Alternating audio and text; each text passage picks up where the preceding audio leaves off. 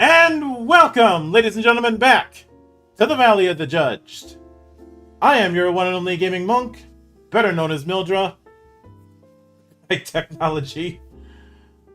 And with me, as always, is the Omegamon himself, and the last person in the room who will argue Piedmon did nothing wrong. Good brother Drum.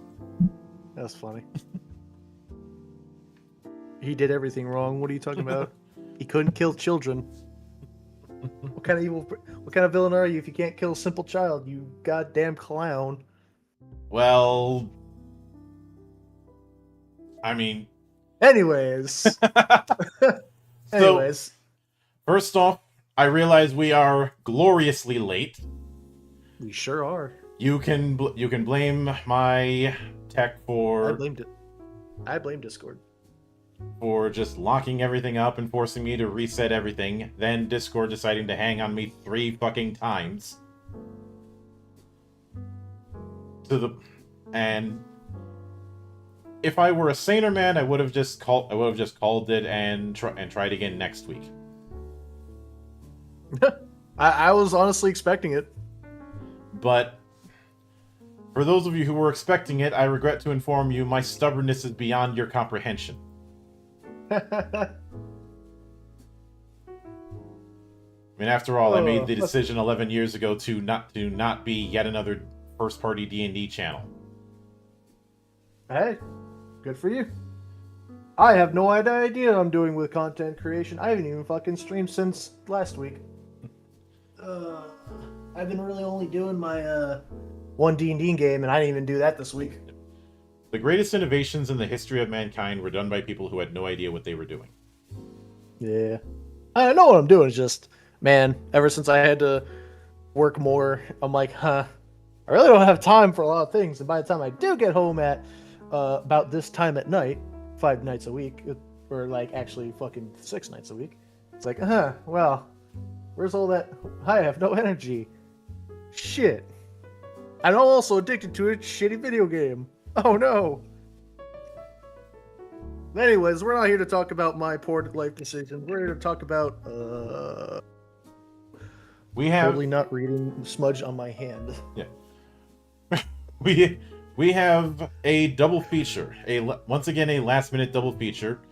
Not the first or last time that has happened. So, yeah. The first one is one that I had planned to cover before, but the last time it was on the schedule, I ended up getting hurt. So I had to bump it down. And The other half that we'll be getting into is a last minute edition that I wanted to cover mostly to indulge in bringing more weeb shit to tabletop because it pisses off the grogs whenever I do that, so I keep doing it. Bruh.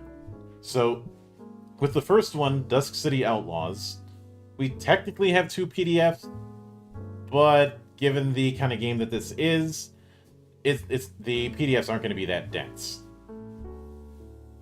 28 and wow, yeah, that's pretty small. 28 pages and 48 pages. That's not too bad. Mm-hmm. And because of how this sort of thing works, a good chunk of that we're going to be skimming. Yeah, especially due to time constraints. So that's fine. Dusk City Outlaws, if there is an RPG about capers. About capers, about thieves, and all that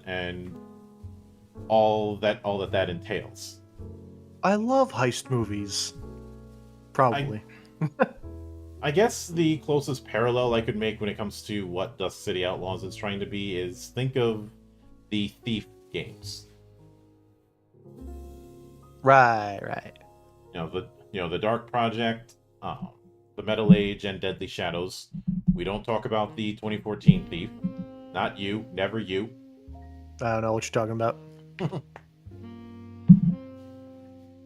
But the reason I bring that up is you have a nondescript industrial revolution meets magic kind of city with a lot of factions wanting a lot of jobs done. So like low level steampunk. Yeah. Cool. Sometimes it's like with the city that was in Thief, it was a medieval fantasy city that just happened to have elements of electricity in some parts. Right. Nothing too crazy. Like beginning of the light bulb levels. Yeah. The more advanced machinery was focused around one faction, that being the Hammerites. Oh. Who the Hammerites were a think of a paladin order of machinery. Kind of like the mechanics from Warhammer. An extreme example, but not far off. Like level one Mechanus, where like current Mechanus is like level 50. Yeah. Even more so if you get to the more radical side of the Mechanicus.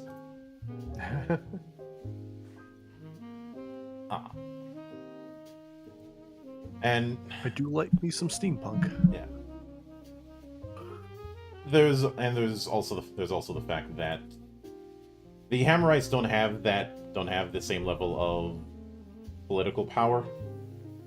Because if you're an Imperial Guard commander and you end up accidentally or intentionally pissing off a Mechanicus, well, that shipment of ammo you needed tragically got lost in the warp. You can't see it, but I'm doing air quotes. I can hear the quotes in your voice. It's okay. Mm-hmm. So, Outlaws is one of those text box. Yeah, Outlaws is one of those games that is straddling the line between board game and TTRPG, which some people raise a fuss about, saying, "Oh, that's not a proper RPG. It's just a board game." And I'm like, like any sort of role play in any sort of game, I feel counts as a role playing game. And technically, they're all tabletop, unless you're playing over Discord. Then it's a desktop. Then it's a DRPG, a desktop RPG. But nobody's gonna use that classification. Yeah, exactly. But it's like there's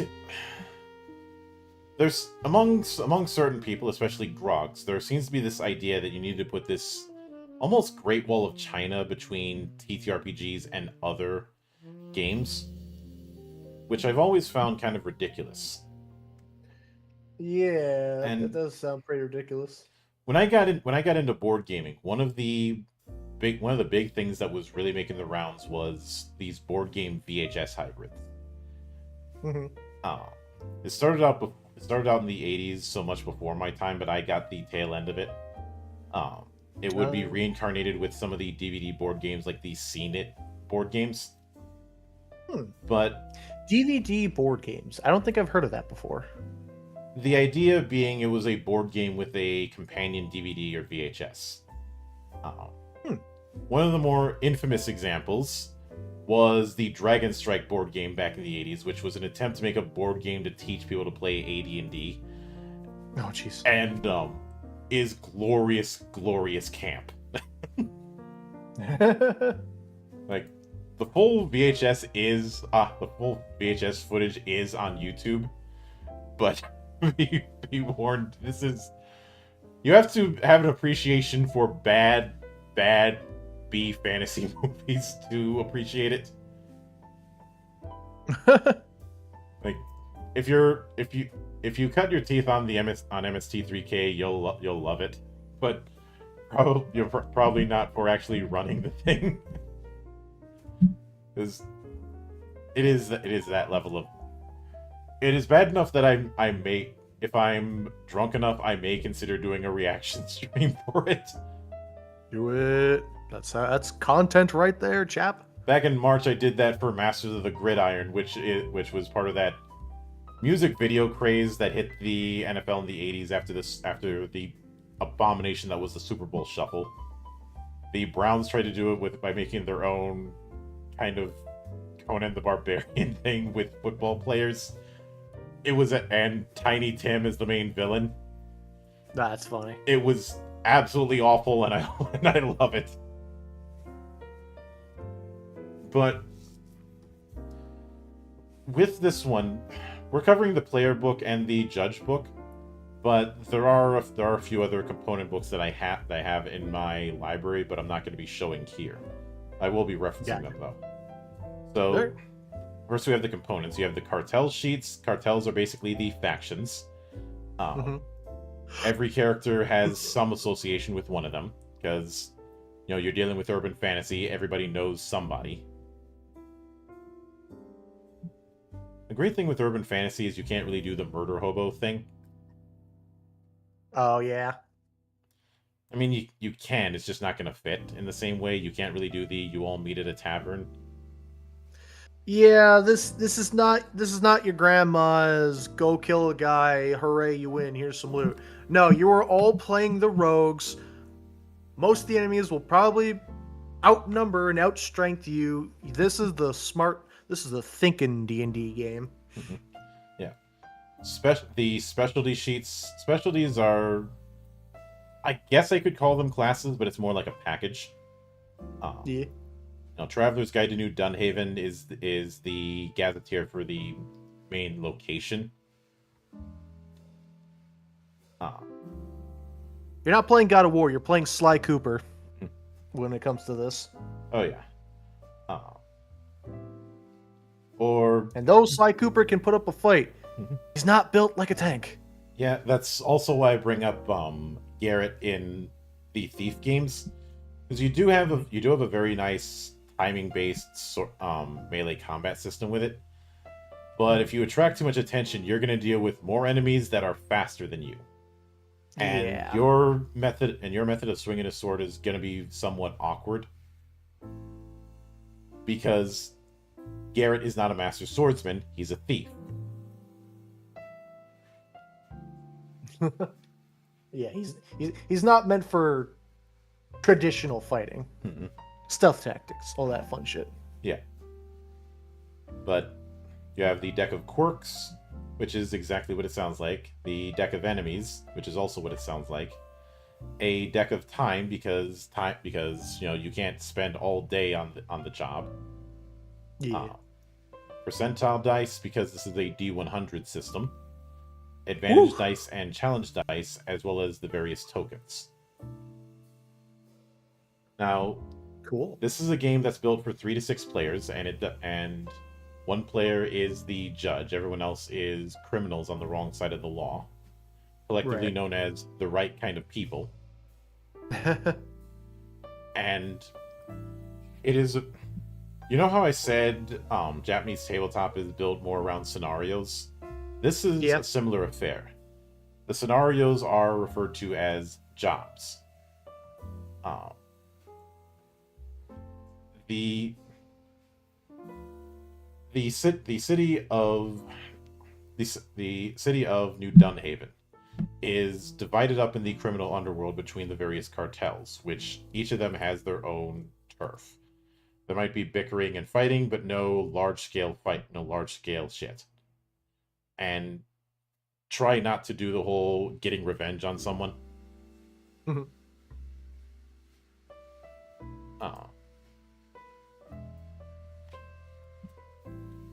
but that doesn't mean you can't screw with your rivals indirectly, Oh yeah.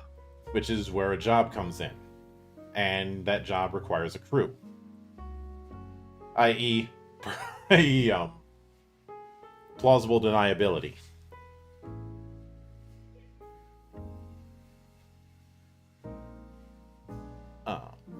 Thank you, Ken. And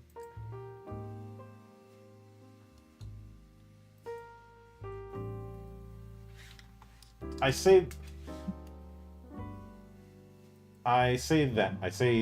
plausible deniability, of course, because well, if in doing the job things go south for you, well, as far as the cartel is concerned, they don't know you.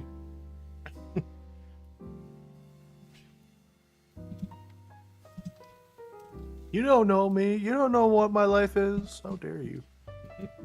As far as they're concerned, you decided to act on your own.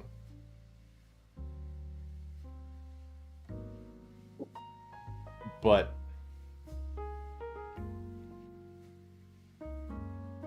then we have the getting started part, and what you would need. So I'm going to do a bit of a zoom in for everybody.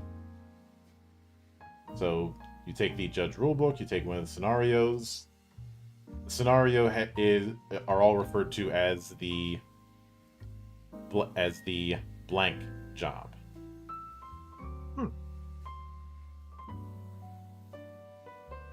Oh.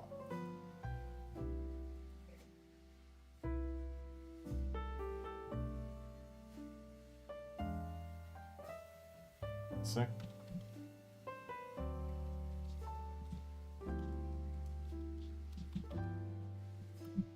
Oh. Don't die on me again, damn it. Nope. But after picking the job, you pick the supply of influence tokens and advantage dice, as well as challenge dice for the players, as well as the heat tokens.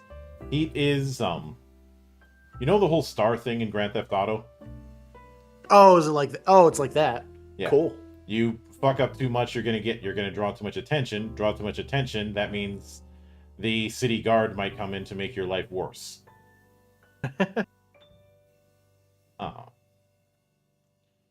Then create a line of cards with the deck of time, alternating between day and night cards to make a timeline. Ooh.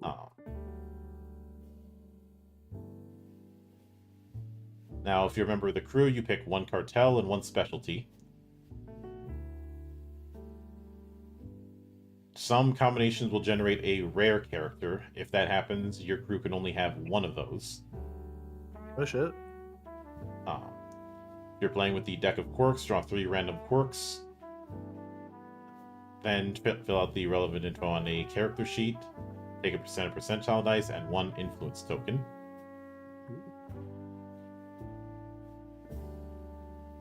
So the first scene that's described is where the crew meets with the broker, which is defined in the scenario, which gives the crew the basic info, the target, the score, any conditions that they can get extra kudos on. Ask questions about the job itself. Mhm. Then there is planning and legwork. This is where you plan the job itself. Doesn't count against the time limit, but it's a planning scene. Then pulling off the plan. Hopefully it goes to plan. So if you've seen a heist movie in any point in your life, you know that never happens. Oh yeah, Uh, things and never go to plan. mhm. And then finally getting paid. And it says when that's done, it's time to kick back, relax, and rest on your laurels. At least until the broker comes calling once more.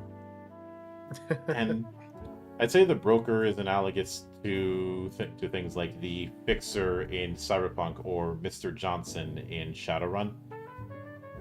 They're the Oh, okay. middleman between the people who are paying you and you. Yeah. They're the ones that are like, hey, I got a job for you. Mm-hmm. Go do this thing, and I'll make sure you get your money. Yeah. Mr. Johnson has a simple task for you. Or if you've seen any of the Mission Impossible movies, I have not actually. this message will self-destruct in 3 seconds. Good luck. That's what that comes from. Okay. Mm-hmm. I've seen that reference before. So the film I'm going to be referencing throughout when it comes to this, especially when it comes to the whole planning the heist, is Ocean's 11 circa 2001. Ah, gotcha. Which, aside from being one of my favorite movies, period, is a nice framework for this sort of thing because you do have that scene of getting the crew of recruiting the members of the crew, laying out the plan and then trying the plan out, and then the plan going wrong in various ways. Yeah, I've never watched it, but with how many references are, allude to it throughout various TV shows, other movies, or whatever have you, I get I understand what's going on without even ever having watched the movie. Lucky Crab in the chat brings up Leverage, which is great. I love Leverage. I have the Leverage TTRPG. But each day for a job is divided into 2 segments, daytime and nighttime. During a segment, each player or group of players selects a goal that they want to accomplish through their actions. And yes, Crab, there is a Leverage TTRPG. It's a bit old. It's a bit older. It was during the days of Cortex Plus, but it is still there. But once you've decided on a goal, that you play out that goal in a scene. There is not a set amount of time for scenes, which is how I usually run things anyways. I think I told you this before, but I tend to run my games like I'm structuring an episode of a TV show. I think you mentioned that. It's been a hot minute, but Yeah.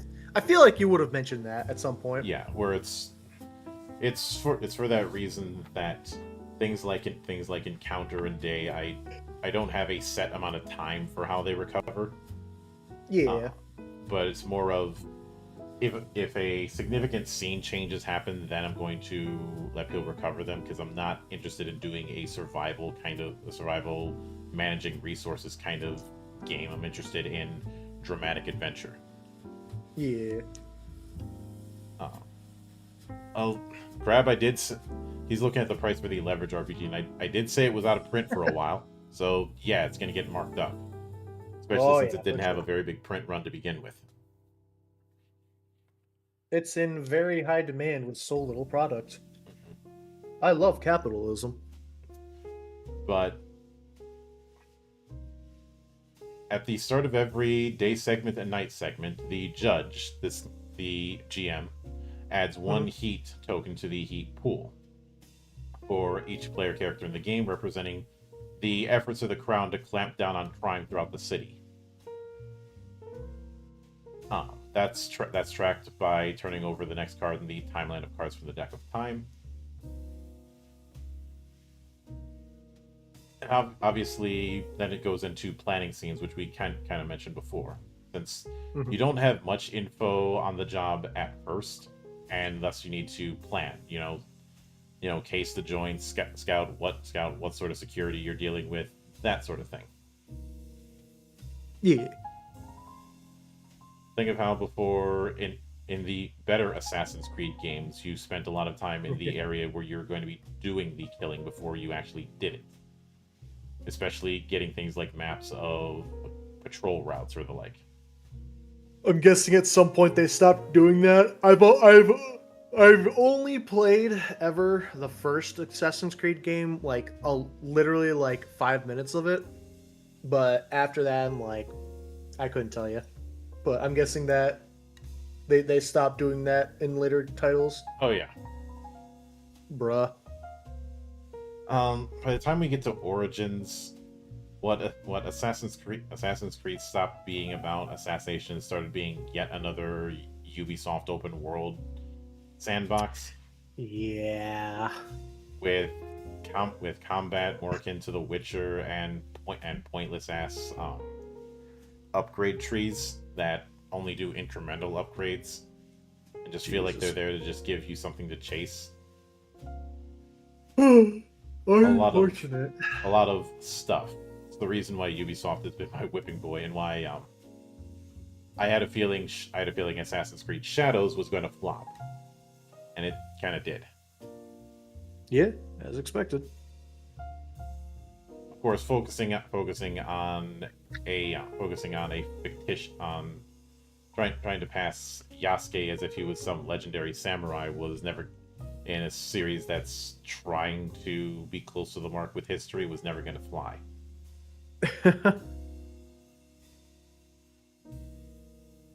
But for each now, if you do, when describing a setup for a planning scene, if you do it in a way that certainly fits the genre or gets a bit of applause,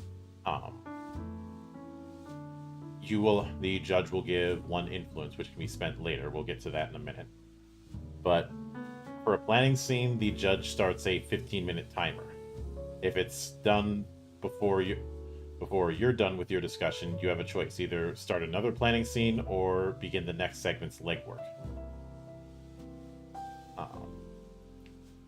The whole 15-minute timer thing, I understand why it's there, but I'm not entirely sure if I do it personally, because I know how players are and how they will fall into digressions when the opportunity comes. Mm-hmm.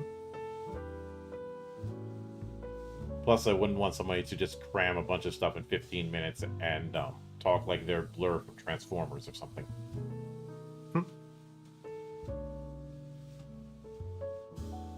But then there's the legwork scene. Each time you do legwork, each member of the crew takes the lead on one legwork scene during a day or night segment.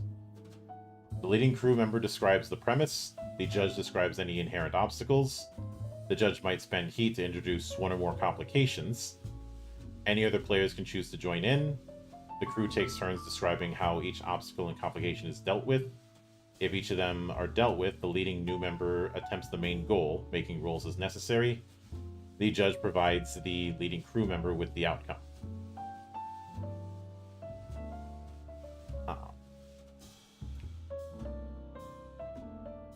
And a lot of this is going to be abstracted, obviously. In fact, a lot of the mechanics, period, are going to be abstracted.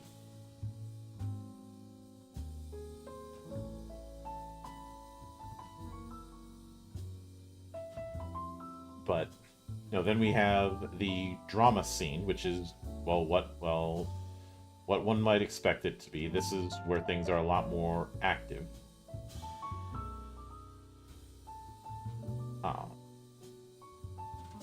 The drama scenes are when you're trying to do something a bit more risky. Not just a chance to fail, but a failure that could create problems.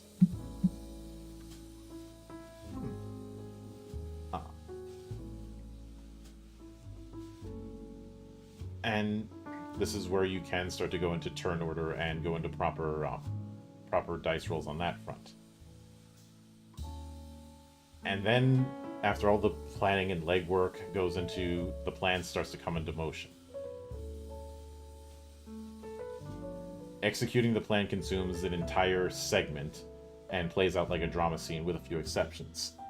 Any heat generated by the characters goes directly into the heat pool. Enemies don't take turns until they become aware of the characters, or if the characters risk drawing their attention. The judge can spend heat to introduce new complications on the enemy's turns, in addition to doing so when a player fails a roll.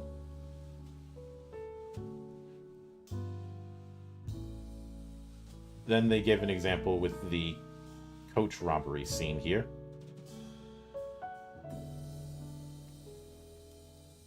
So when it comes to heat, as mentioned, it is a set of tokens that is representing the city trying to work against you. Right. Some of it is automatically going to be generated just by the passage of time. And it's not just the city watch, but things like as mentioned, merchants and nobles getting private security, city officials putting pressure on underlings, maybe a crackdown or a few raids, possibly curfews or even martial law, which is why I brought up the whole star thing in GTA.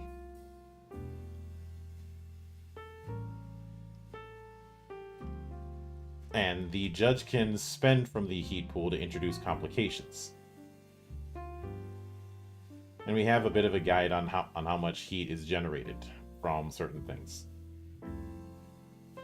So, segment begins, one heat per character.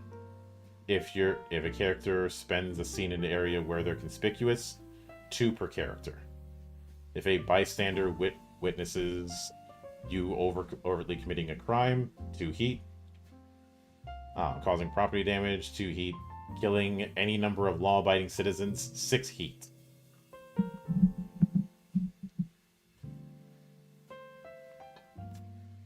And heat pretty much anything that looks sussy or not good in the eyes of the law.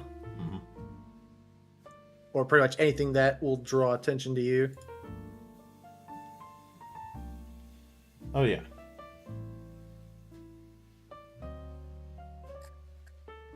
So really got to be careful and not be not be too crazy on the things you want to do. Yeah. Now, when it comes to actually doing stuff that has a risk of failure, it is a percentile die. Your chance of success of doing something is going to depend on your combination of cartel and specialty. Mm-hmm. But it'll usually say a percentage chance or something like that. So that's the number you've got to roll or below.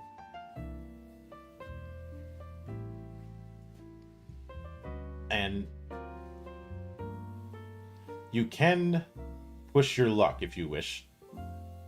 When you do so, you spend luck to increase your chance of success to the point where you would succeed. This is done in increments of 10, increasing your chance of success on that by that same amount. Essentially, it's treating your percentage chance to succeed as 10 higher than it actually is for each one that you get. Each one that you spend, sorry. Nice. So they use the example of if you rolled a 78 to case the joint when you have a 65% chance, you can push your luck twice, boosting it up to 85%, and now you succeeded. You cannot push your luck on attack checks, unless you have a character benefit that says you can. For every 10 luck that you spend when pushing your luck, you roll 1 challenge die as part of that roll. You cannot do so in a way that would put more than 4 challenge dice. And again, no matter what, if you're spending the lowest amount of luck you can spend is 10. It's always sets of 10. Which means for every segment of luck that you're spending, you're adding 1 challenge die. Right. And the way challenge die work is that if you roll the symbol that's on them, you are adding a complication to the job. Oh shit.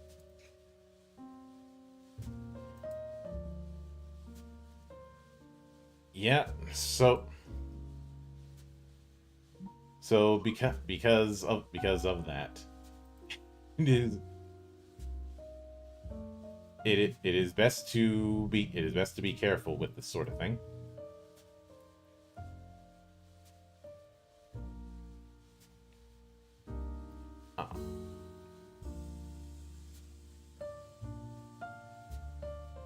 And there is, on the other hand, there are advantage dice. If things are working well in your favor, a advantage dice can be rolled. Once again, the maximum is of 4 for this.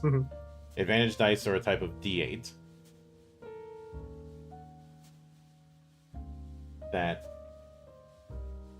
if you end up rolling the symbol on advantage die, it can add certain effects, or just say something you were doing was made a little bit easier on you.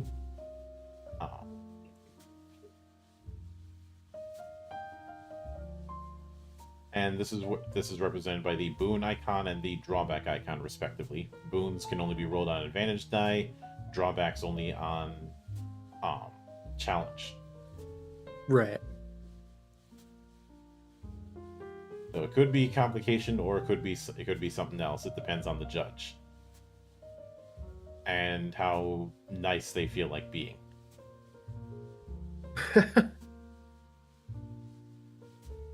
But influence, which I mentioned, is something that you can get. Everyone starts with 1 influence, and there is a communal pool for the whole party that starts with 1 influence. You can use influence to use a benefit that calls for influence, to use the cartel's wealth, connections, or resources, as described on your cartel sheet, to accomplish a goal without generating heat or allowing the judge to introduce complications. Basically an auto win for legwork scenes. Oh, nice. So you don't end up having to roll, but you do have to spend influence, and that's not coming easy. You can use it to give an ally 2 advantage die. And if a task requires more effort than your personal actions could account for, you may have to spend 1 influence to do it, for instance.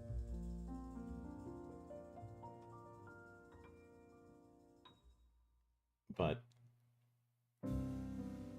then they go into attacks, which attacks are rolled the same way as normal checks are. You have a certain action that is going to have a percentage chance. You roll that. You try and aim low, and that's it.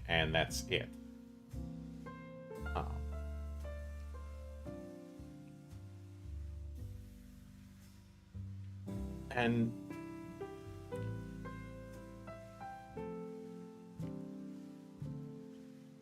like, for example, the assassin specialty has the shoot someone skill at 80%.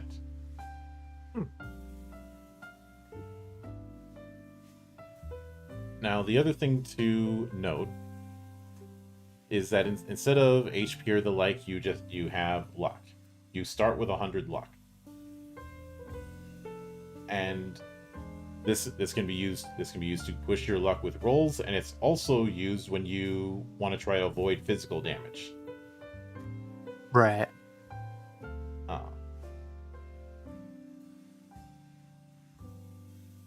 But if you get attacked with no luck, you suffer a wound. You take 1 wound. You add 1 challenge die to all attacks and checks. 2 wounds, you add 2 challenge die. 3 wounds, you can't take actions, but you are conscious. If the judge needs you to make a check, you add 3 challenge die. If you have 4 wounds, you're unconscious. 5 wounds, you're dead. Oof. No death saving throw. You're just out. Yeah, no. Sounds about right.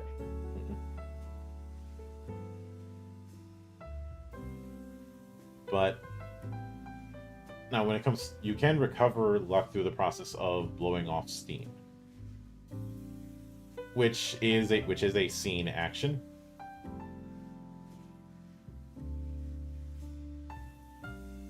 And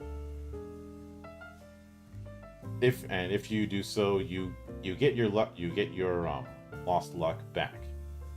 So you can recover luck quickly, but you shouldn't be. But you have to be careful with how you're using it.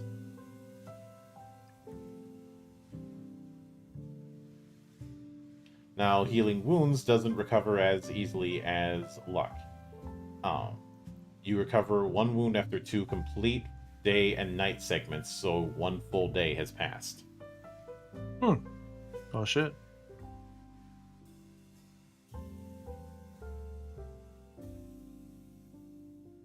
And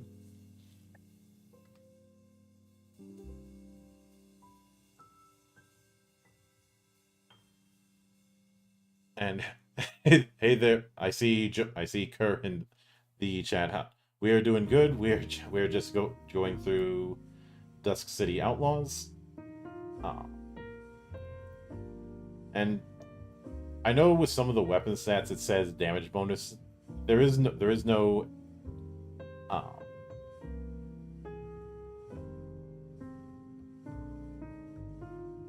it is not in the sense of damage in the usual sense. Because obviously we don't have hit points in that instance.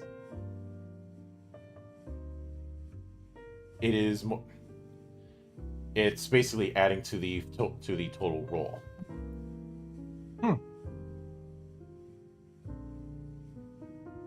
And keep in mind that total roll damage goes straight to their luck, which makes firing, say, a blunderbuss, which has a damage bonus of 50, particularly nasty. Oof. Because keep in mind, this is still a D100 roll.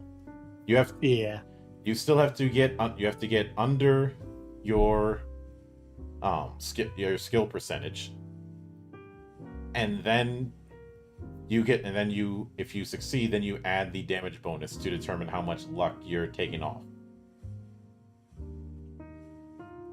So let's say you roll a 70 with stab someone.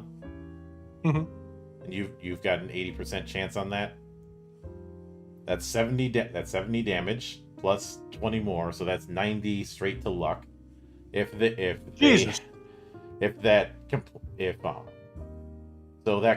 completely taking their luck out, and if they take damage again, then it's just a wound. Wow, that's crazy.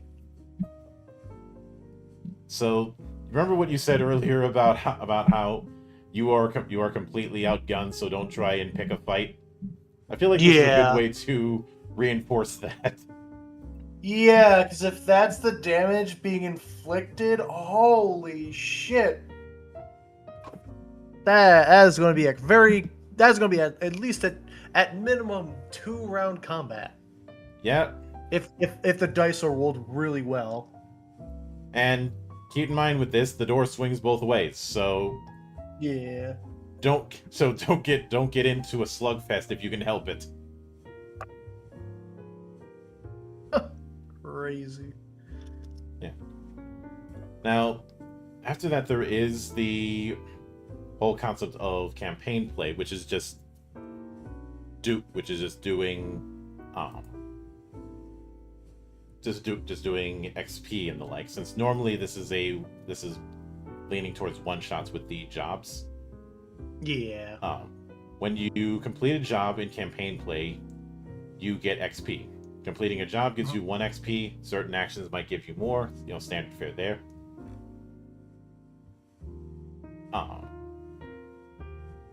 You can spend that XP to give yourself 1 or 2 advantage die. Mhm. Uh, you can spend 5 XP to give yourself to give yourself the equivalent of getting influence. And you can spend influence to introduce recurring characters if you so choose. And they give a few Yeah. examples.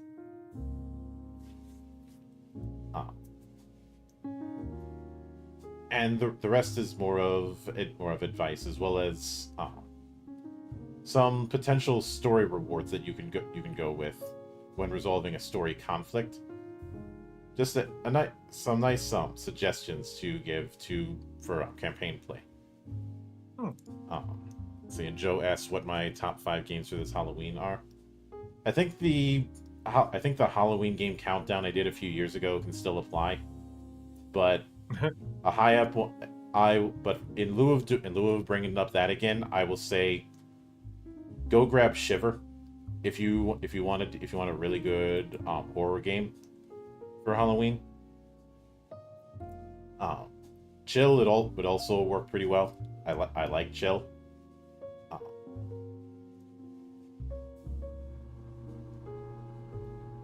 But I guess getting back to it, at the tail end we have a nice little rules reference, which is always appreciated.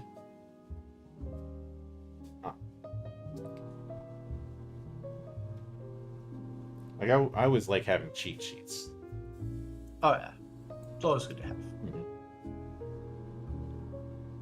And within the judges rule book, it is a lot of advice about when to give things and when not to, as well as creating obstacles and the type of obstacles you can create.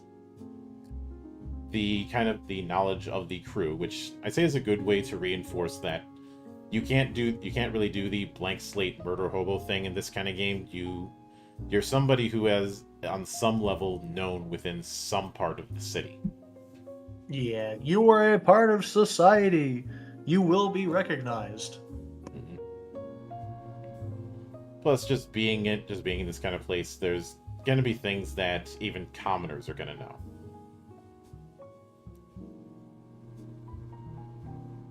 But then going into things like complications, and the heat threshold for them, as well as creating scenarios for campaign play and some variant rules. Yeah. Which is always nice. And finally, showing a few of the example jobs, like the funeral job, the kidnapping job, the library job, the horse job, the ship job, the silver job. And each of these jobs has what you're telling the players, what the basics of the job are, some of the people who are going to be involved, what you can get out of doing a little digging on them.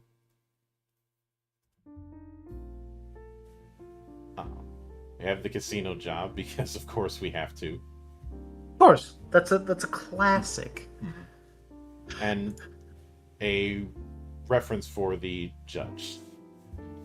So I know we didn't get into it here, but when it comes to the different cartels, the way they work is that a description, their appearance, the things you know about as a member of that cartel, suggestions on what you can spend influence on, and one feature. There's also a few sample characters and a few suggested names. But that's the gist of each of the cartels. The ones that are available are the Circle, who are the more rough and tumbles. Some of them are nobles from a fallen empire. The Family, I don't think I need to explain what that is going to be like.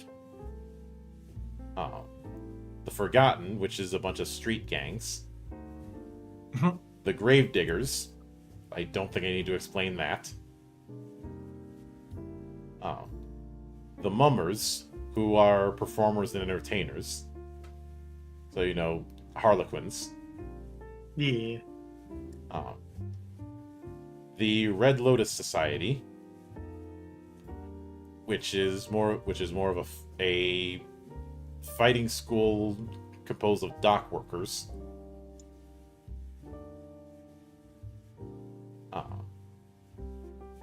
The Vespers, so noble, who specialize in crimes against nobility. The Wardens of the Night, who are outlaws, bandits, and rebels. The Church, who are rare characters, because, well, why would a member of the clergy be messing around with criminals? The Hanged, who is usually an outsider, and both the Church, the Hanged, and Independents are all treated as rare characters, which I think is a way of saying it would be kind of odd if you had an entire crew of Church members, for instance. Mm-hmm. Which I think is the reason why the rare character distinction is made. Yeah, makes sense to me. But with specialties, the framing is a description, their equipment, a couple abilities that they have, and their skill list. As well as some suggestions on getting the job done. So what they can do for day and night segments, for drama scenes and the like. The specialties that are available are the Alchemist, which is exactly what you think it is. Though they're also equipped with steel-tipped darts. Oh. As well as 2 vials of Alchemist Fire and 2 smoke bombs. Assassin, self-explanatory there. So one of the more interesting things they have is a bag of soot to dull the gleam of steel weapons. Huh. Interesting.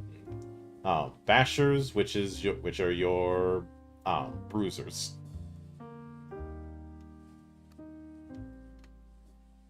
The boss, self-explanatory there. Oh yeah. The brawler, the real muscle. I'd say this would be the closest thing to a fighter, though. I would be hesitant to starting a fight in this kind of game, as we showed earlier. Oh yeah. The cleaner, who was described as "you make problems go away."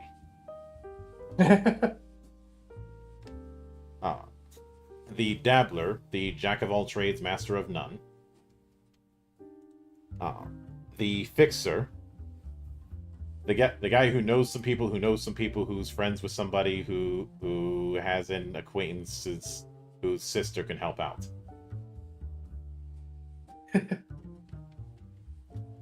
The grifter, also known as the confidence man. Mm-hmm. The mastermind, which is self-explanatory, and I love that the equipment for the mastermind is a walking cane and a bottle of whiskey.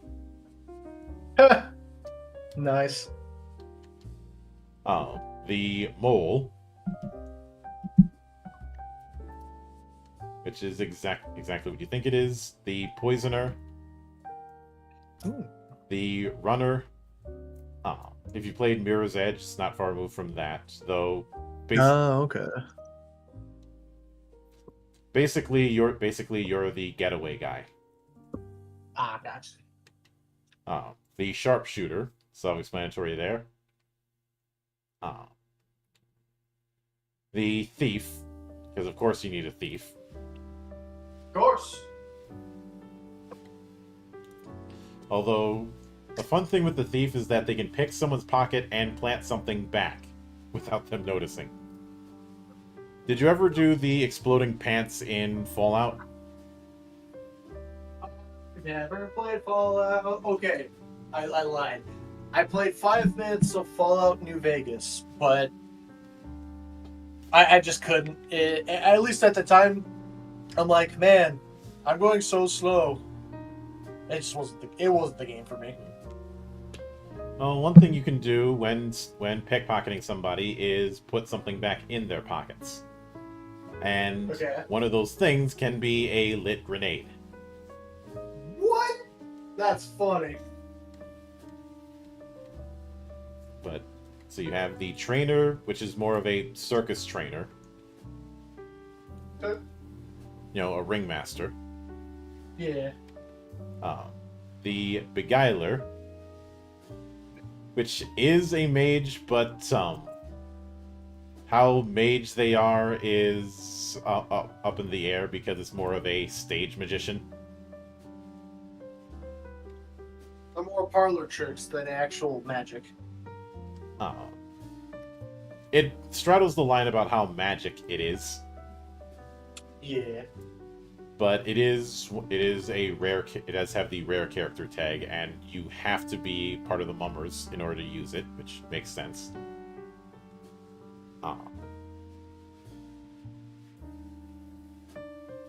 The dragon, which is more of a monk. Of course, it is a rare character, and you do have to be part of the Red Lotus Society. Cool. Fortune teller, you have to be part of the Forgotten in order to use it, and it is exactly what you think it is. A hexer, which in order to get it, you have to be a member of the family. You gotta be part of the family, Jimmy. You can't just do this shit all willy-nilly.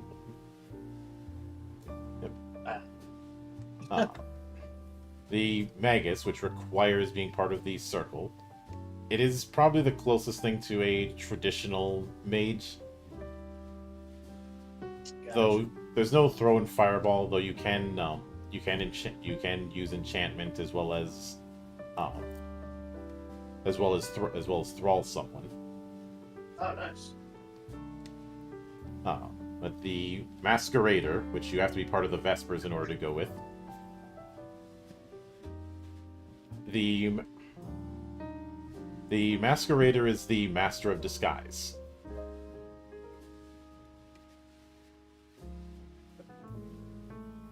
Like some people might try and pass themselves off as someone they understand how to do full on disguises. Have a whole sketchbook of bodies and faces to help aid to that disguise. And there is an implication that whatever appearance you have isn't your actual appearance.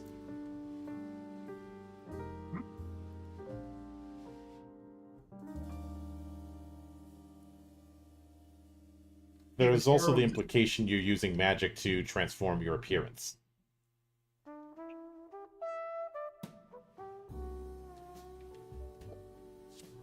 But there's the pallbearer. Obviously, you need to be part of the gravediggers for that one. Yeah. And yes, they can use necromancy. Oh shit. Though this is necromancy in the classic sense instead of the villain sense. Oh yeah. Necromancy originally was a form of divination that was tied to, well, the dead. Interesting. Did not know the divination part. Mm-hmm. Yeah. You have the Weir, which you need to be part of the Wardens of the Night for. They're, I guess, adjacent to Rangers or Druids. But they're, instead of doing wild shape, their whole thing is temporarily possessing an animal or seeing through an animal. Oh. Essentially projecting their spirit into an animal, because when they do it, their own body's catatonic. Right.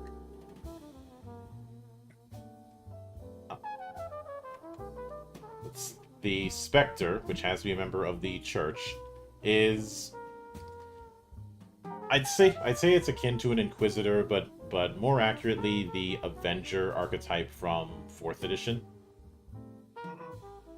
which I described as the assassin of the gods, or the gods' underhand. Oh shit. I know some of you are thinking Paladin Alexander Anderson. No, not quite. Fucking what? And the Traveler, which has to be part of the Hanged Cartel. They are essentially surveyors. Surveyors, map makers, that kind of thing. But that more or less covers what I had for Dusk City Outlaws. There is a Cyberpunk sister game in the works called Neon City Outlaws. But from what you've seen with this, what did you think of it? I think it's interesting. I would definitely give this a shot if given the opportunity. Part of the thing I want to do as like my own content creation is like, or at least for streaming, like I have like a monthly board. Well, I try to do like every other week board game night or something like that. I haven't for a while, but like this is definitely something I would bring to the table for a board game night. Yeah. Because I'm sure I could find, like, as far as online goes, I'm sure like I could find it like possibly for tabletop simulator. Yeah, and fortunately, a game like this doesn't need a whole lot of macros on any sort of VTT, because the only die roll that it really the only die roll you're really going to be caring about is D6 the 100s. I don't know why I was thinking D6 for a second.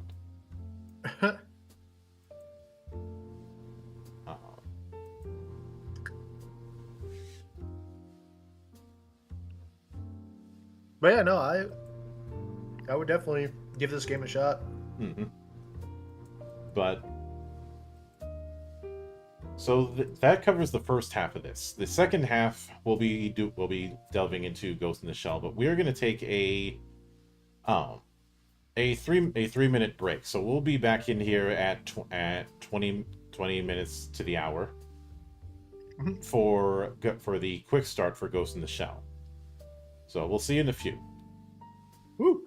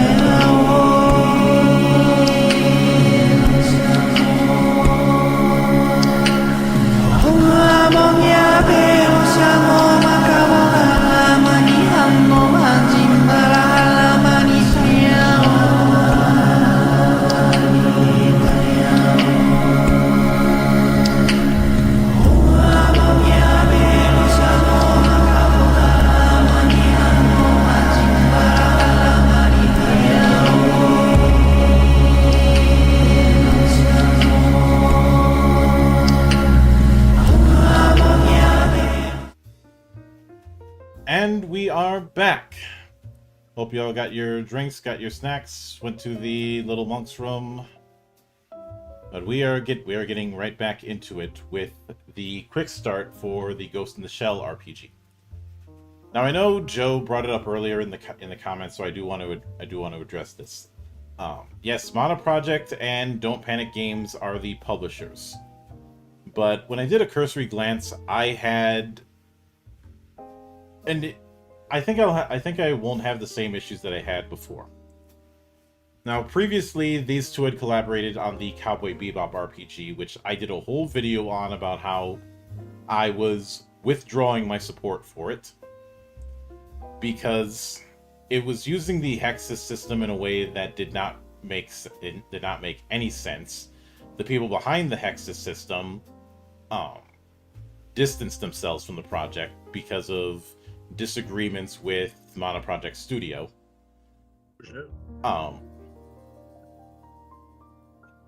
It mostly has to do with the fact that Hexus is not a system that is relying on traditional stats. It is using descriptive one-word tags. Or not necessarily one word, but just descriptive tags instead of traditional stat numbers. And Mana Project tried to put in this approach system with levels of approach that is just stats and all but name, and they're like, that's completely missing the point. There are also some dumbass things about the whole is this cyberpunk when it came to Cowboy Bebop, which was dumb. But there's a couple reasons why I have a bit higher hopes with this. Now, using Arise as a base wouldn't have been my first choice personally. I would have gone with Standalone Complex, but it is what it is. But I want to highlight the fact that one of the game designers is Pete Petrusha. Pete Petrusha is somebody I have worked with in the past. I have interviewed on this channel in the past. He's a good guy and a good designer. He did really well with stuff like Chew, which was a game based on a indie comic that goes a bit literal with the phrase "you are what you eat."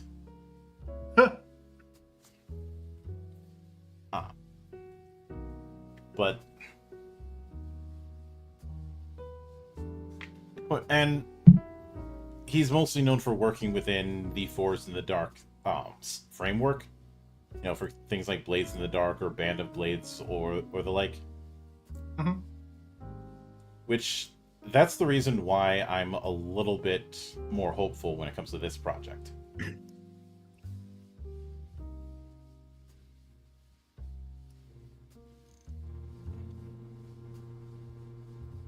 So, obviously this is themed around Ghost in the Shell Arise, but I do appreciate that they are taking the smart route and not trying to bill it as, oh, you could play as the members of Section 9. It's like, no, this is Section 9 as it's just starting out, and you're one of its members. Ah, gotcha. Something that I said in the past is nobody wants to play as Cyclops. They want to play as their own character within the Xavier Institute. Yeah. Back in the day, there was an Indiana Jones RPG made by TSR that assumed people would just want to play as the cast from the movies. Yeah. It didn't work. It got roasted over an open flame critically at the time. Oh, yeah. It did not go over very well. But Section 9 is a part of public security within Newport City, which is this new city within Japan. I guess I could describe them as a very advanced SWAT team with a lot more variation in terms of the tasks that they handle, whether it be counterterrorism, whether it be cybersecurity, regular security, and anything in between. You're not bringing them in for a parking ticket. You're bringing them in because somebody's brain got hacked.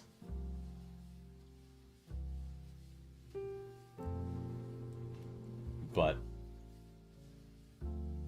I do appreciate that we have a framework for Newport City, as well as the whole you're an early member of Section 9 kind of thing. Now, giving the table some kind of starting point to work with. Mm-hmm. I know some people say I never use the set setting. I always use my own. I'm like, it's better to have that than even if you don't need it, than to need it and not have it. Right. And if you're dealing with a specific style of storytelling, having a specific setting is going to help that.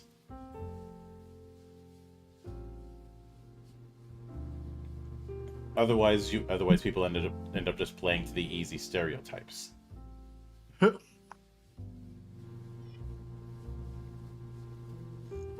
But obviously, the first thing about a Forest in the Dark game is going to be the playbooks. Playbooks are akin to both character sheet and character class, if you're not familiar with the playbook setup from Powered by the Apocalypse or Forest in the Dark.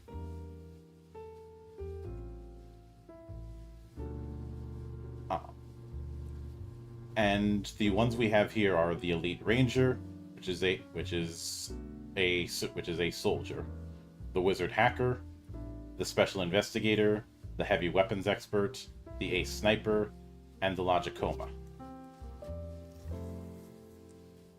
Car-sized spider tank. Hell yeah.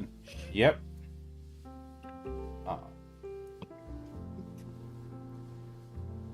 And then we have the way attributes work. You only have 2 attributes you're doing: Ghost and Shell. Oh. Each action plugs into one side of the cyber brain. Actions on the left align with Ghost, while the ones on the right align with Shell. And you can kind of see that here, where below it are each of the actions that are going to be tied to it. So Ghost has Interface and Sway, and then further into Hack and Dominate and Command and Convince. Whereas Shell has CQC and Track can further go into Soldier, Obliterate, Precision, and Sniper. And right in between the two is Observe. Because if you're using Observe, the GM is going to decide whether you're using the Ghost or Shell attribute. Oh. Ghost is tied to natural traits. It determines the number of natural traits you can equip, no matter what the shell that you have is. The shell is your physical cybernetic body. It can be taken away, it can be battered, it can be destroyed, you can be put in a backup if need be. And it determines the number of cyber enhancements you can equip. Ooh.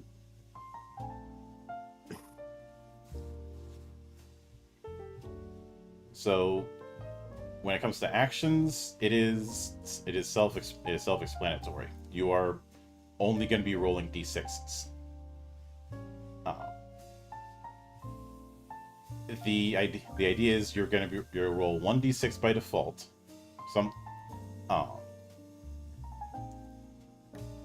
Actually, I have to correct myself. You're rolling a number of d6s equal to the applicable actions along what's called the action wire, which is, to go back to that whole Ghost and Shell thing we saw, that's why the potential actions are set up the way they are.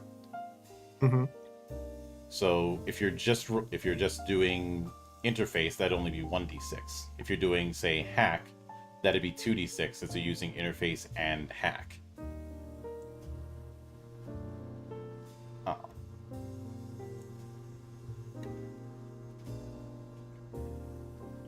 And regardless, you're only keeping the highest die of those rolls. If it's a 6, it's a full success. If you roll multiple sixes, it's a critical success. If it's a 4 or 5, it is a mixed result. So a success, but. If it's a 1, 2, or 3, it's a failure or a bad outcome. So yes or yes and. yes, but, and no, and.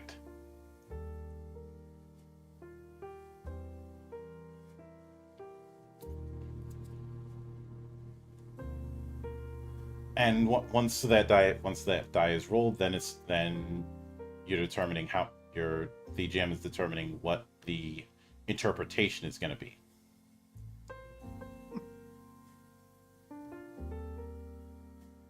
The negotiation that it's talking about is just the back and forth between player and GM when they want to try and do something.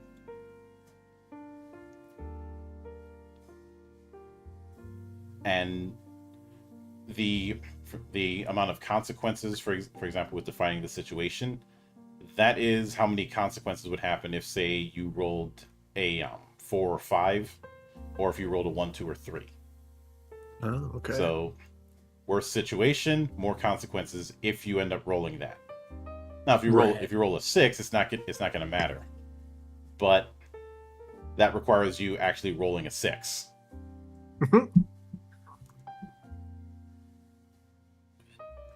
But the action is also in effect. Basically, how strong the effect is going to be. The segments refers to the clock setup, which is a common thing in Forged in the Dark games.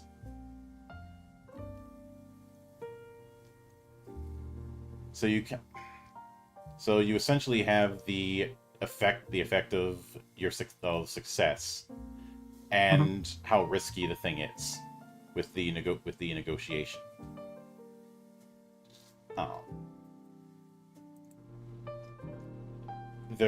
That can also be modified through pluses and minuses, which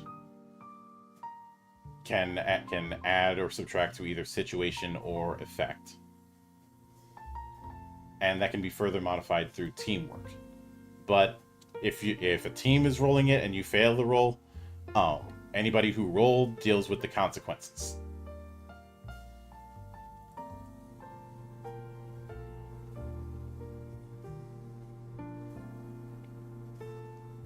And of course you do have the potential for a plus or minus 2 attribute as well. Now, with clocks, it is for more long-term effects, where you're rolling to add time onto the clock until you fill it. Right. Sometimes the clock is only 4 segments, sometimes 6, sometimes 8. It depends on the situation.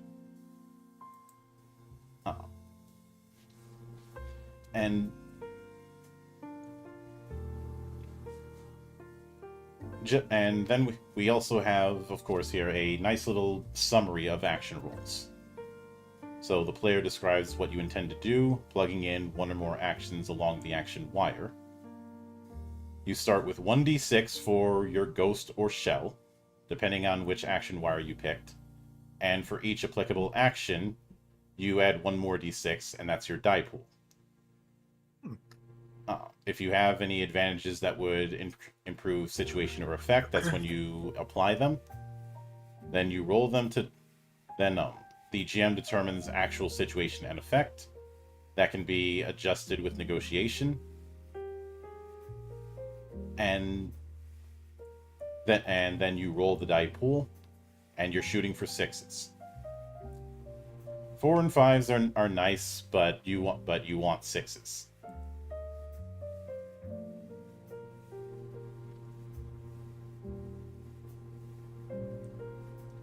Now, you can try and push a roll by spending your shell for extra die in a roll on a 1-to-1 affair. You can do this after the initial roll, but before the outcome. You can also do a similar thing with Ghost. The catch is doing this with Ghost is only 1 die per action roll, unless you're dealing with hacking or viruses. Oh, okay. But but it's not something you want to be spending willy-nilly, because you're not going to have a high number in either of them. Right. And you gotta be smart about your resources. When it comes, and when it comes to damage, this is where having low numbers in them can really screw with you. Every Right. successful action roll has the potential to cause damage. Causing damage is essential in some scenes, consequences and like. The Mhm. shell attribute is the target number to beat when dealing with physical damage. The ghost when dealing with mental damage or social situations. So Right. after success is determined, the roll is looked at to determine damage dealt. Each die that's higher than the target attribute damages it and reduces its value. A 6 always damages. Ah, okay. So the example they give is, say a CQC action succeeds with a roll of 3, 4, 5, and 6 against a target with 4 shell. The target would take 2 damage based on that roll. If left to damage that directly, they would reduce their shell to 2. This is why pushing for extra dice by reducing your ghost or shell is a massive risk. Okay. Because I think we can assume that the baseline for ghost or shell is going to be 3 to 4, which determines what kind of enhancement slots you can put in either side, as well as how easy you are to hit on those sides. Right. And something else that could be considered mental damage, hacking. Oh yeah.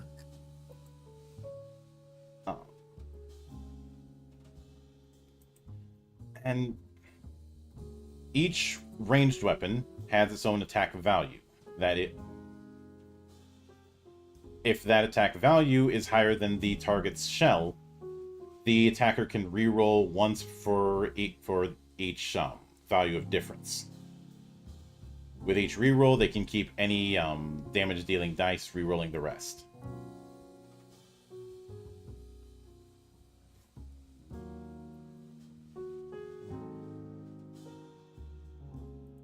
So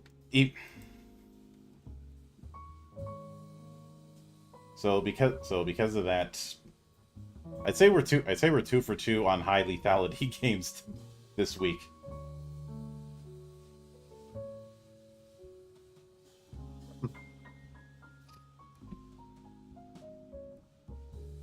But if you don't want to take damage to either ghost or shell, you can instead take that damage to one of the actions along the wire that you used.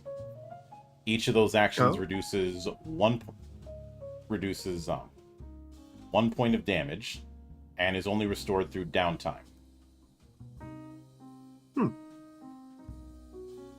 If the shell is reduced to 0, you can't act. Your cyber brain is still intact, and you could be revived into a new cyborg body.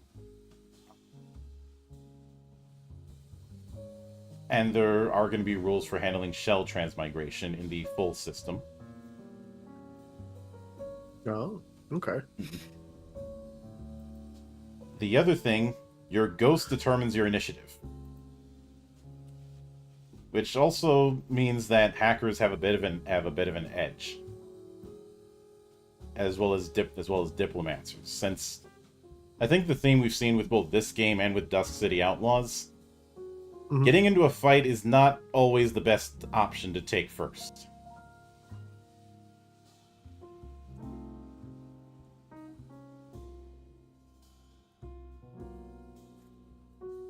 Now, the exception to the whole attack value is melee weapons and hand-to-hand, which just treat your shell as the attack value.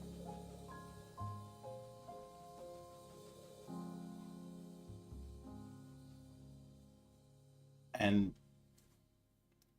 it's assumed that you have It's assumed that you always have a weapon that has an attack value of 5 or less, with some exceptions. Okay. Although with some of the attack values, good luck tanking that. Like, look at rocket launcher tank cannon, an attack value of 8. Oh my god. Which means you're probably getting a lot of rerolls and thus a lot of chances for 6s, which, I remind you, 6s always hit. Yeah. And The earlier example only had a shell of 4.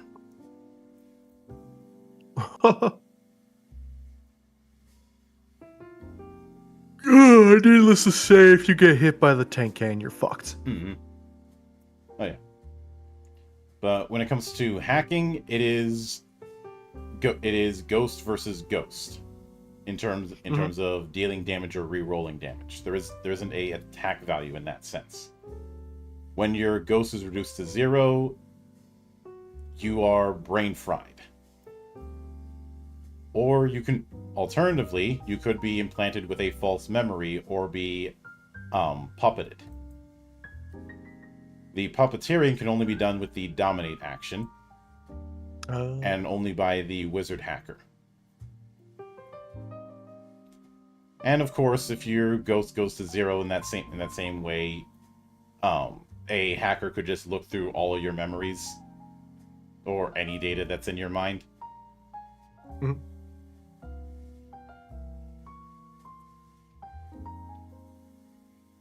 But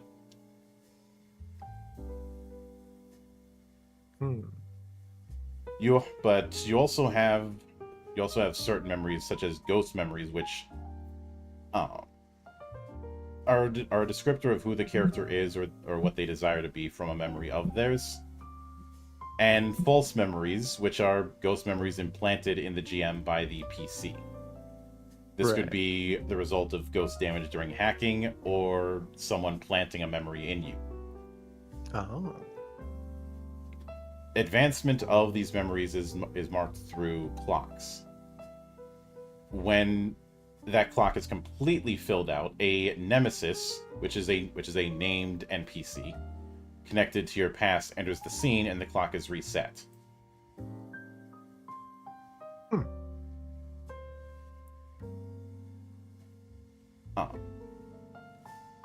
And they do give a few examples on creating clocks as well as opposing ones, and the kind of segments that should be in them. If you've only got one PC, maybe only go with 4 segments. If you got more, then more segments. And there are other variations on the clock setup, but they're meant to be a kind of tension timer.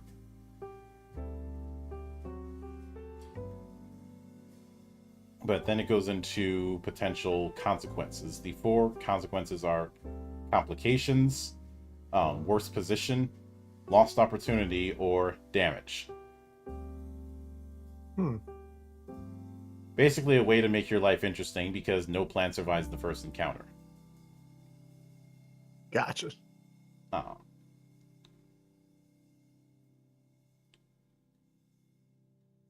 And there are also special kinds of characters known as HQ characters because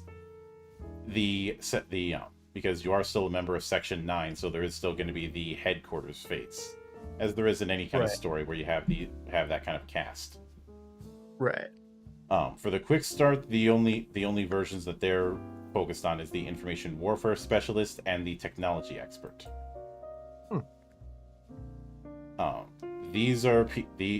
For these people, you can utilize favor to have them help out with you. Each one spends 2 favor, and there is an implication that the people at the table are playing both their PCs as well as HQ characters, which depending on how many HQ characters there are, that could result in some interesting dynamics.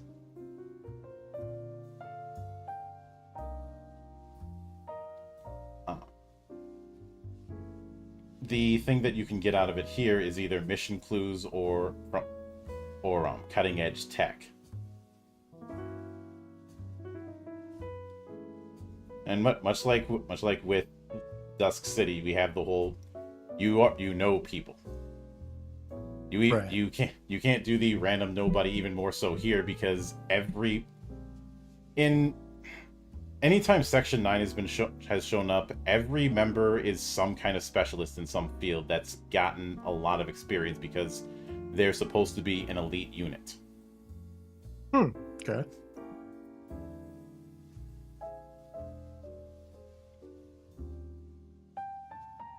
And then we have a bit of a thing on quick character creation,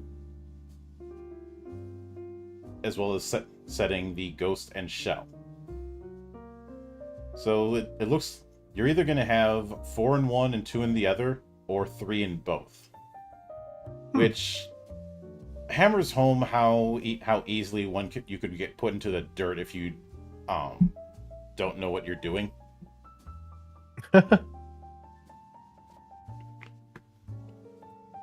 Because remember, if you've got, say, 4 ghosts, 5s and 6 are going to hit you.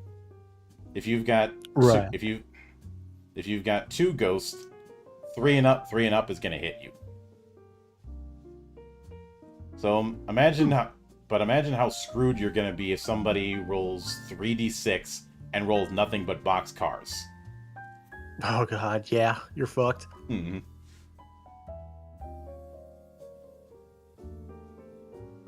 Now,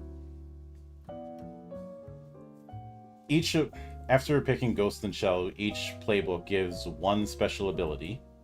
They're already selected for the pre-gens here, but I think there's going to be ones you're going to be able to pick.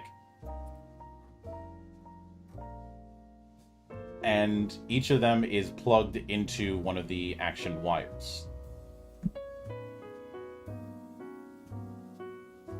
So, for example, the Elite Ranger ability, Soldier Boy, is plugged into the Soldier action between CQC and Track, and it applies to either. You also get 1 special ability,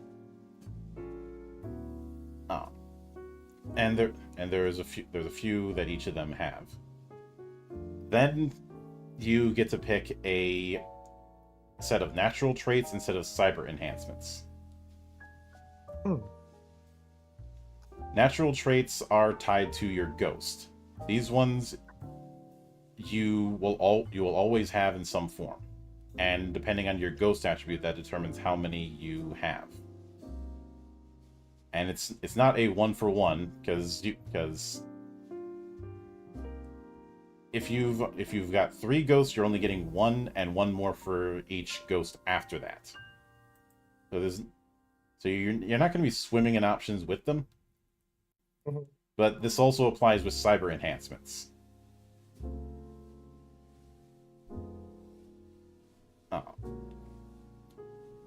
So that's the other benefit to having a high ghost or shell, is being very durable in that thing, as well as getting enhancements.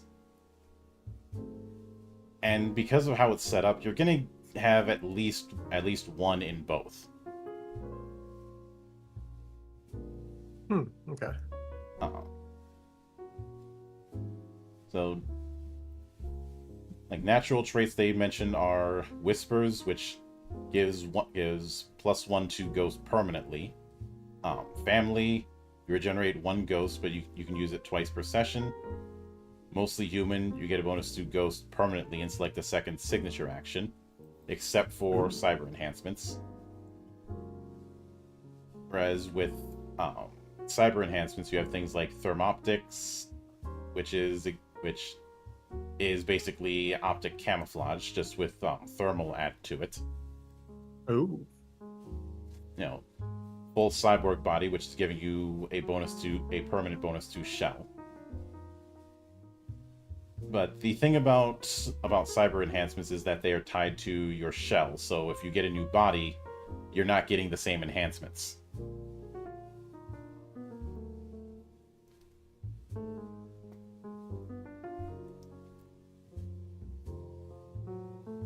But you also get a signature, since even at the start you are either legendary or a legend in the making. So you pick 1 action and 1 piece of gear and 1 prosthetic. You choose a signature action and a signature gear and write it down. When using that signature action or gear, rolls of 5s are considered a success instead of a mixed. Ooh. Basically 5s are treated as 6s. Cool. Except for damage. It's still a 5. It just means that you're not getting a mixed result. Right. Uh, but when it comes to running the game, it is still based on missions, which means setting up a kind of mission sheet. Mm-hmm. They do give an example of it with the sample adventure M1 post-war duality. Oh. And it is very much an investigative kind of thing, which makes sense here. And they do show the mission sheet here about what the focus is, the potential clocks involved, and some of the side clocks that could be used. And that more or less covers the Ghost in the Shell RPG. Cool. Now, part of the reason I'm a little more confident in this than I was with Cowboy Bebop, because it does feel closer to the mark. Right. Cowboy Bebop's more like a space pirate adventure on the lower half of cybernetic stuff. Yeah. With the Cowboy Bebop RPG, you had you had people trying to force a design into something it wasn't built for. Right. With Ghost in the Shell, you have a design that's purpose built for what it's trying to be. So, I think it might be able to do more for Cowboy Bebop, closer to like a Spelljammer sort of thing. No. Nah. There's Bounty Head Bebop has existed for a while, so there's that option. And if someone really wants to do Cowboy Bebop in TTRPG form, I would point them towards the Firefly RPG. Oh. Both of them are in that vein of the Old West in space. Okay. Now, Cowboy Bebop leans into a lot more things. That's why the term bebop is used, because of what a bebop was in jazz. Oh, okay. But this has a more focused design, and I think something that really helps is having somebody like Pete Petrusha on, who very much knows what the hell he's doing. I have a feeling they learned their lesson from Cowboy Bebop, and when bringing in Pete, the mindset was let him do what he knows how to do. Don't try and force what he's doing into something else.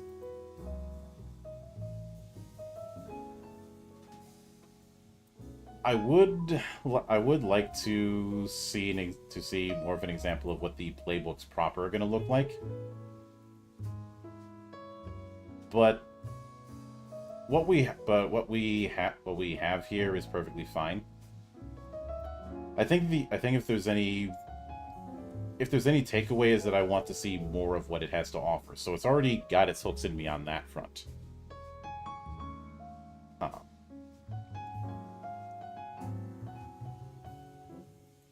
What do you think of what we've got? Interesting.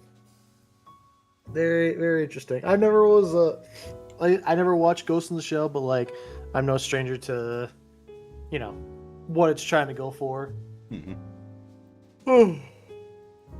Definitely. Excuse me. I know I say this about everyone, but I'm pretty open to trying everything, and it seems pretty interesting and different.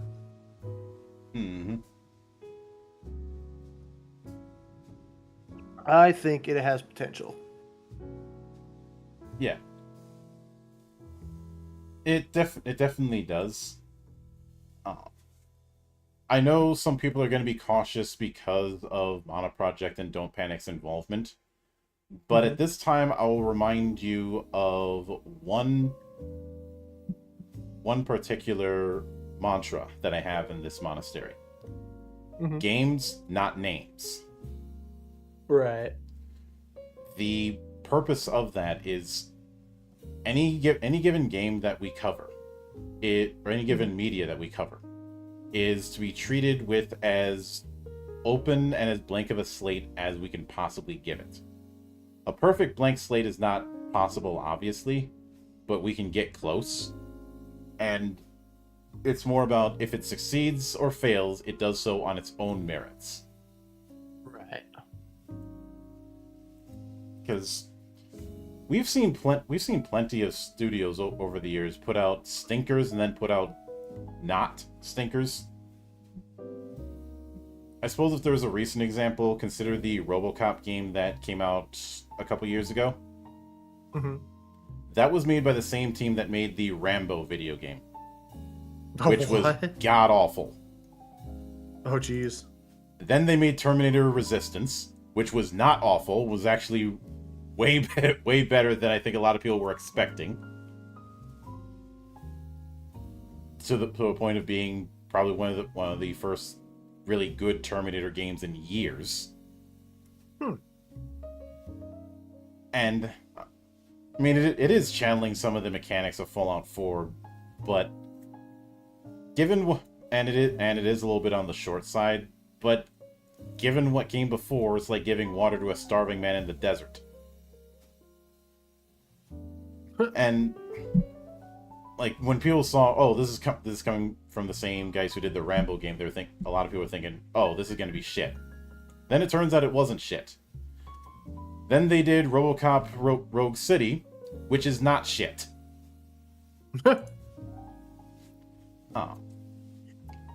In a similar vein, Return to Castle Wolfenstein is, objectively speaking, the best Wolfenstein game. It was made by Grey Matter Interactive, formerly known as Zatrix Entertainment, who previously made Redneck Rampage, which was absolutely shit. And coincidentally, it's another game that's... It's funny that the worst FPSs I've ever played always have bad shotguns. Oof. But the point is if I applied the sins of the past to the present, then I would be completely overlooking those kind of games. And there's countless other examples, obviously. But that's the reason why the games not names thing is applying. Right. I don't think it would be fair to dismiss what we have here with this Ghost in the Shell RPG simply due to the failings of the Cowboy Bebop RPG. Yeah, because for all we know, they learned their lesson on this from the previous. Mm-hmm. And it's important to note that Mana Project isn't the developer. They're the publisher. Mana Project and Don't Panic are co-publishers. Especially since this is being made in 3 languages: English, French, and Italian. Oh shit. Mana Project is an Italian studio, and Don't Panic Games is a French studio.